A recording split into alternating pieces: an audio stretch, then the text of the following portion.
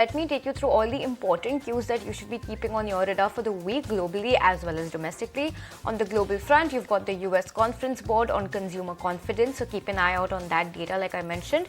On India Inc. earnings front then, from the Nifty 50 pack, you've got a list of companies that will be declaring their results today. You've got Bajaj Auto, Asian Paints, SBI Life, Tata Motors as well as L&T.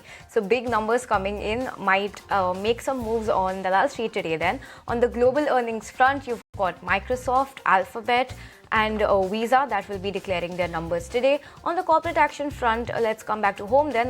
For CET, you've got the board will be mulling proposal of fundraising today, and L&T board will also consider share buyback today. So lots of things happening on the street today. Keep an eye out for all these cues.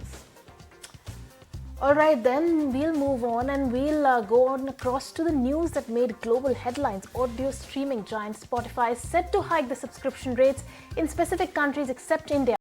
Meanwhile, the subscription in US will now cost $11 a month from $9.99.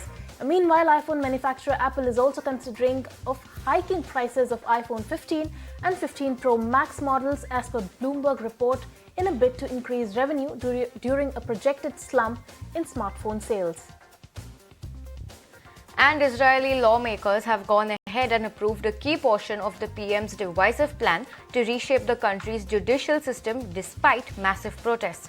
The vote came after a stormy session in which opposition lawmakers chanted shame and then stormed out of the chamber. Mass demonstration erupted outside the parliament building in Jerusalem and in central Tel Aviv after the vote. And North Korea has fired 2 ballistic missiles just hours after when a US nuclear-powered submarine arrived in a naval base in South Korea.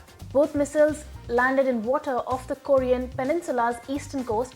South Korea has condemned the launch and said it gave a provocation that threats regional peace and stability.